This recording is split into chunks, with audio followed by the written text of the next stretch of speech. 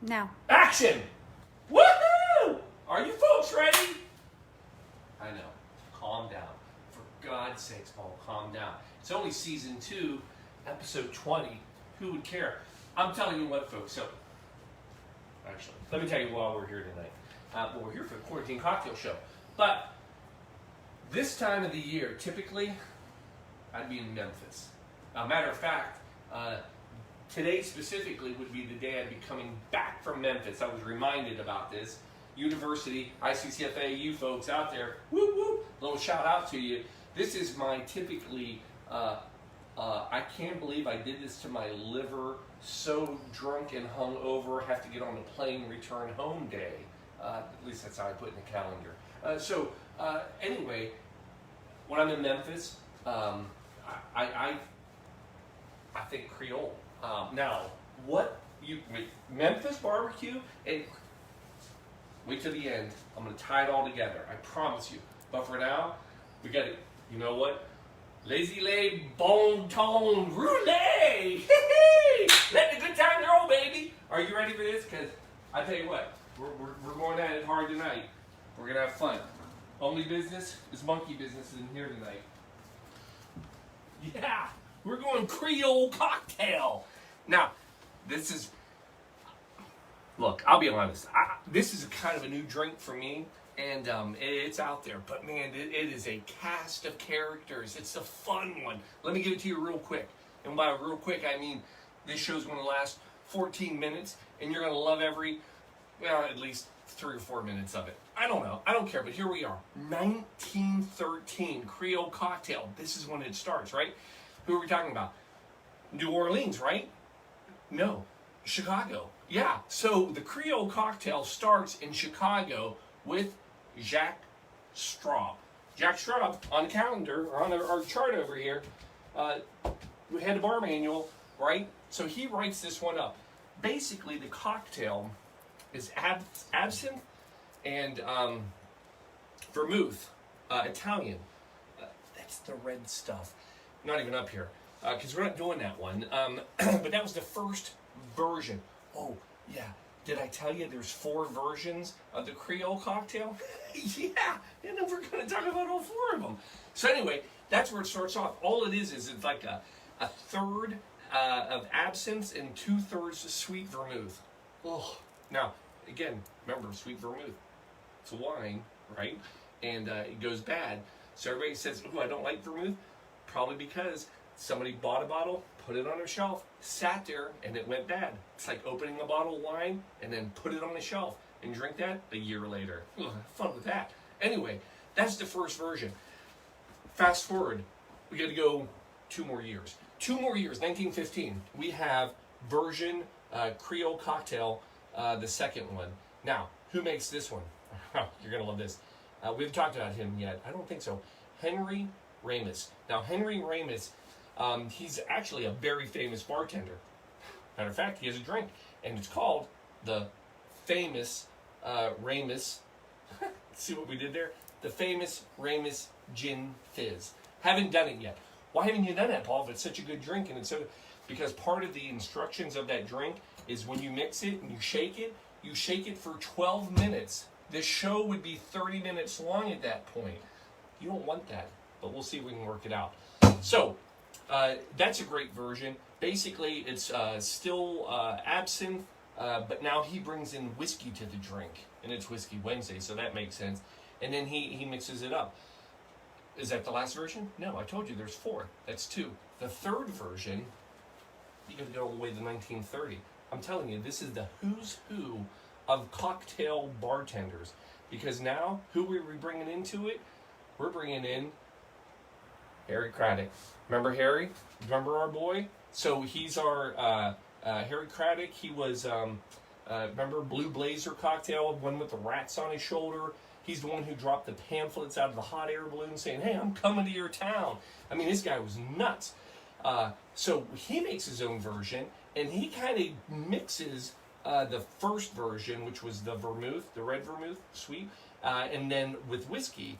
And so he's got it. Now, because Harry is just such a showman, he kind of messes all of the Creole cocktails up because it's the third one, and he decides to name it the Creole Cocktail #2, just so we can have some fun with people. But it's the third one. Yes, there's a fourth one. Who's who of cocktail makers and kings?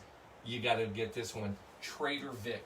1945, Trader Vic says, you think you can make a Creole cocktail? You haven't seen nothing yet. You don't need whiskey. You don't need vermouth. I'm making it out of gin, and I'm making it out of sherry.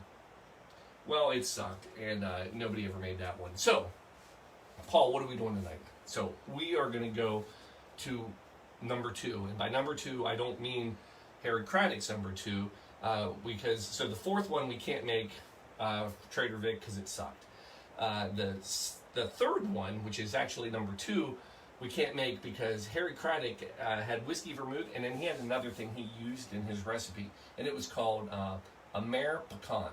Amer Pecan is a very special orange liqueur that you can't get anywhere in the U.S. anymore. They've tried to remake it. They can't. It's a whole alcohol thing. Who cares? You can't really make it, so that one's out.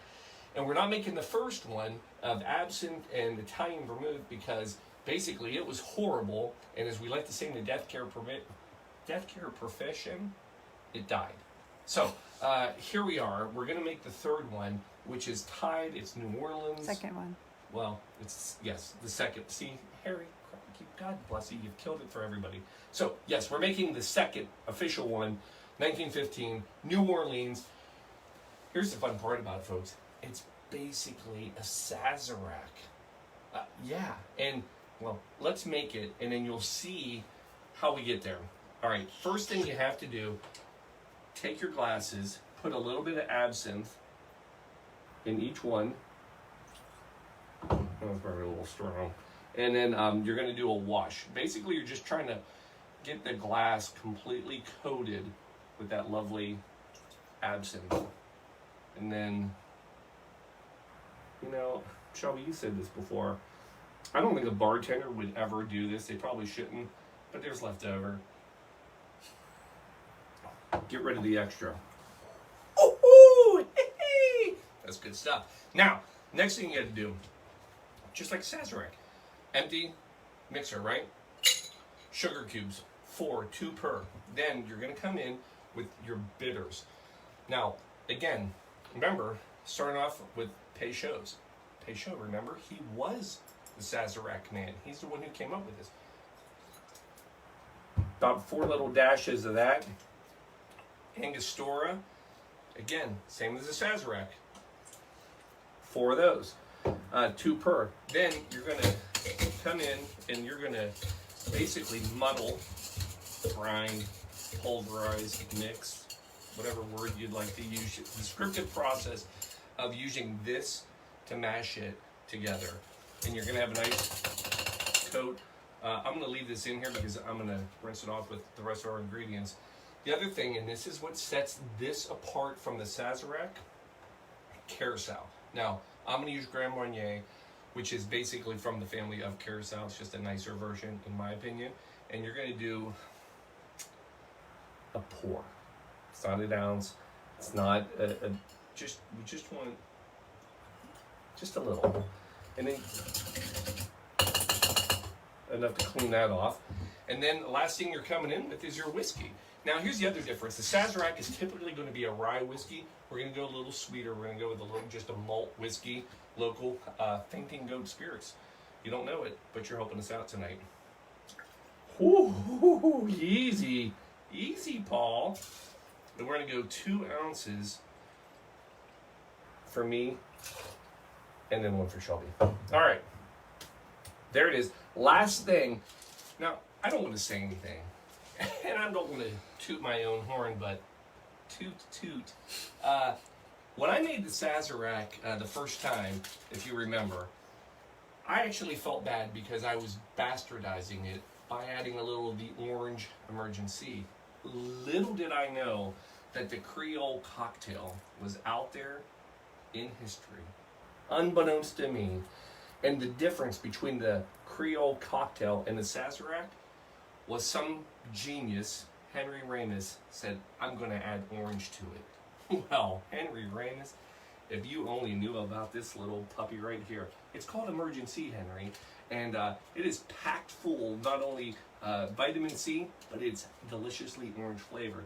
And they probably wouldn't have sponsored you because they don't sponsor us. But Emergency, you're back at another one. So we're gonna give that a sprinkle. Perfect. And now we're gonna come in. We're gonna add ice. Now again, this is it's a putter. We're stirring with our little putter. This is one that you definitely do not want to shake. You're going to cloud it. It's not going to look good. But we're going to stir for a couple minutes because of that sugar. Again, we didn't use a syrup, so the sugar takes a while to dissolve. You can kind of go back and forth, talk to it a little bit. I like to talk to it. Perfect world.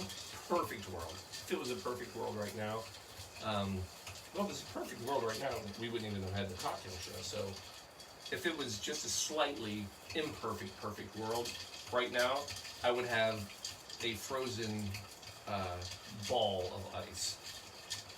I don't. I'm not that good. Why didn't you plan ahead? Because that's not how the show works.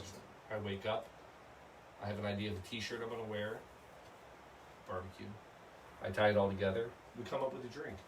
You're welcome. Last thing we're going to do, though, we are going to put this over ice. Again, perfect world, imperfect world. It wouldn't be this. But hey, you know what? It's going to be delicious, and that's all I care about. And then we're going to just pour it over our ice. Again, what we've got is an orange, basically heavy front bouquet, if you will, Sazerac.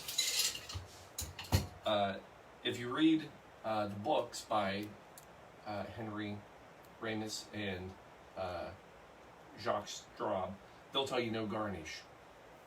They're not in this bar. We garnish every drink. So on this one, what we're going to do is a nice orange slice. That one.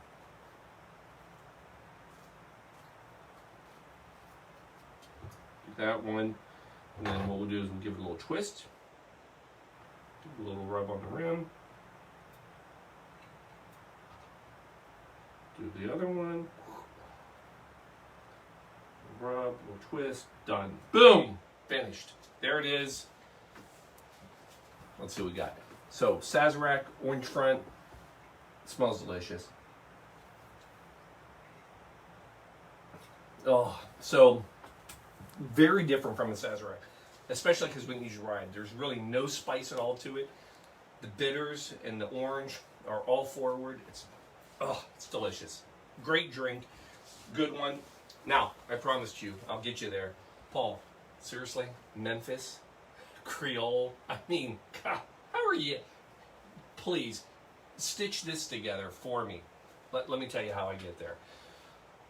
I have been out many a night on both Bourbon and Beale Street. And I will tell you, when I'm on those streets, I have these same type of experiences. And by that, I don't mean just drunken. But there's a feel, there's a flavor on both of these streets. And then here's what I have come to learn. There is a little area that ties the two together. It's called the Mississippi Delta. Now, not the Mississippi River Delta. You know where that is. It's the end of the Delta. I got it. The Mississippi Delta is basically this area that ties from Memphis to New Orleans. It's the three states in between. And that area is Highway 61. And it runs along the Mississippi River. And it's a great travel trip if you've never done it. I suggest pack up a bottle of whiskey, get your bitters together, and just start drinking Sazeracs or Creole cocktails from Memphis all the way there.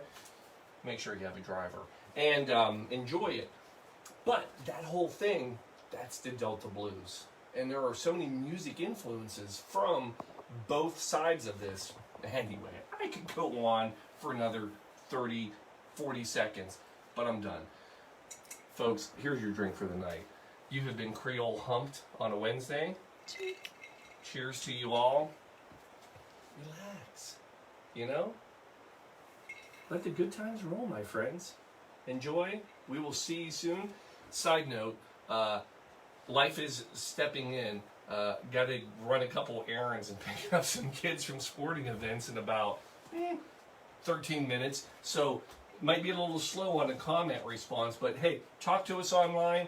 We'll be back. We'll be talking to you. In the meantime, cheers. Love you all. Good night.